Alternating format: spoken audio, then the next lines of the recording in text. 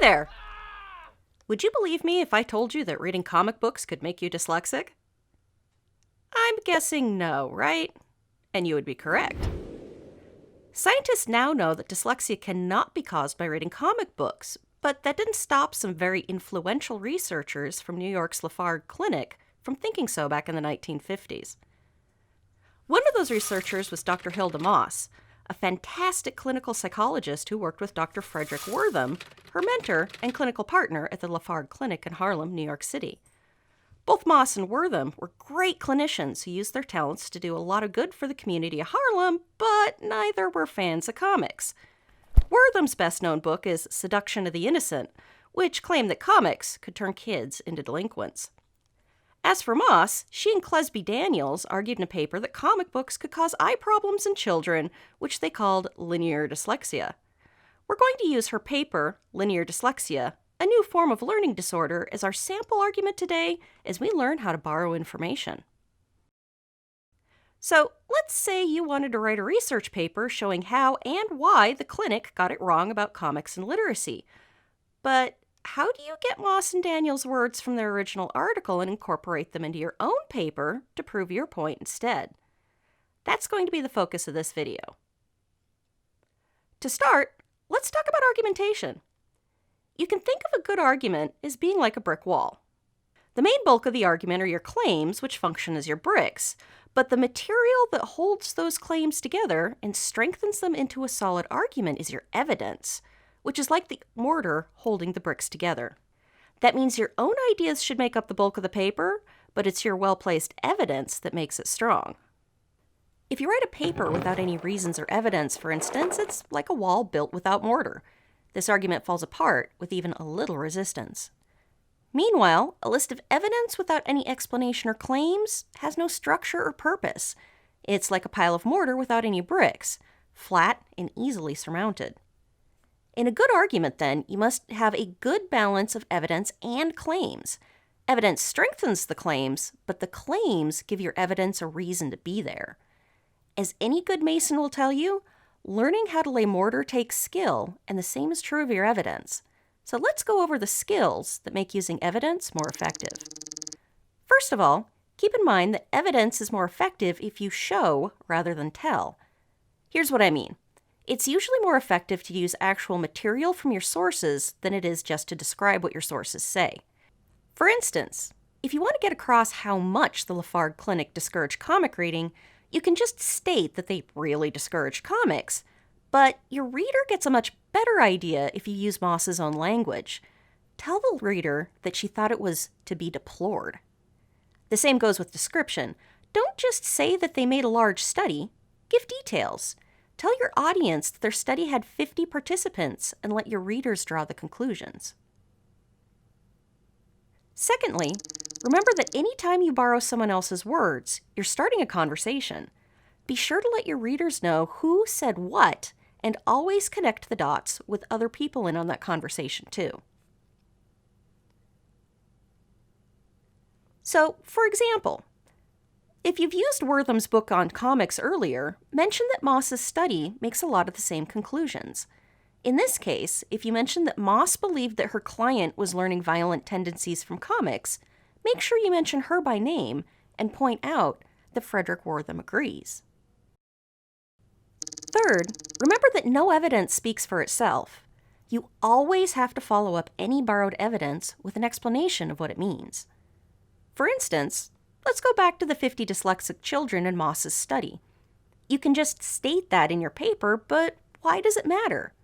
What makes that figure so important? In this case, it's important because her study had no control group, which means she can't actually point out that comics were the issue causing their dyslexia.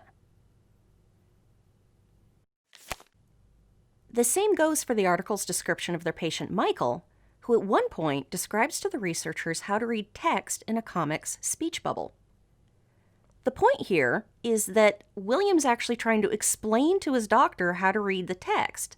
Since they already knew that William was dyslexic, they mistook his explanation, for people who don't read comics, as confusion. We want to make sure that we say that explicitly in the explanation of this piece of information. Fourth, remember that you don't always have to use a direct quote when borrowing ideas from other sources, but you do need to use in-text citations. In general, there are 4 different ways you can borrow evidence from a source and incorporate it into your paper, and they each borrow different amounts of the source material. These 4 ways are reference, summary, paraphrase, and citation. References only borrow discrete bits of information, like figures or statistics. So, if I wanted to mention how long the Lafargue Clinic had been criticizing comics, I can just use the number and put the citation in at the end of the sentence. Note that, with parenthetical citations in MLA, you treat the parentheses as part of the sentence. So, in MLA format, your ending punctuation, in this case a period, goes after your parenthetical citation.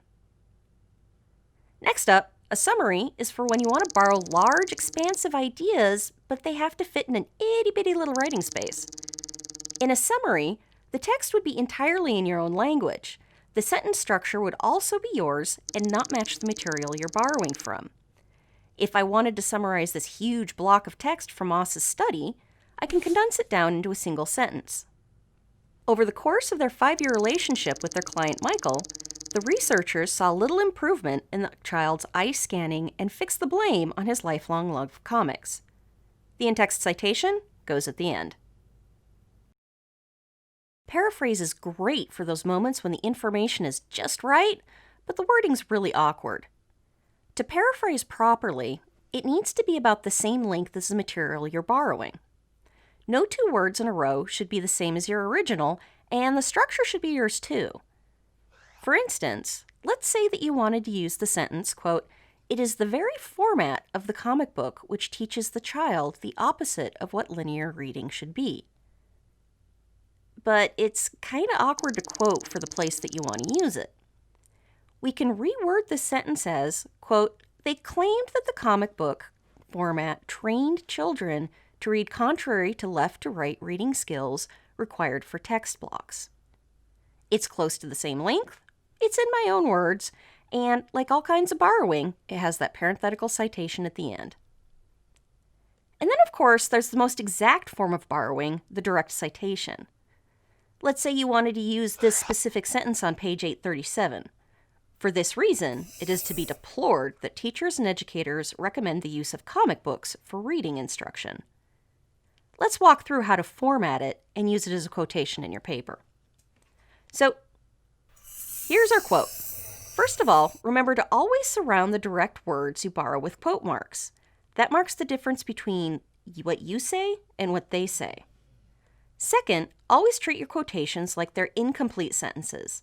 That means that you always have to introduce that quotation as part of a sentence with its own subject and verb. It doesn't have to be complicated. It can be as easy as saying, "Moss says." The next part you need is your attribution.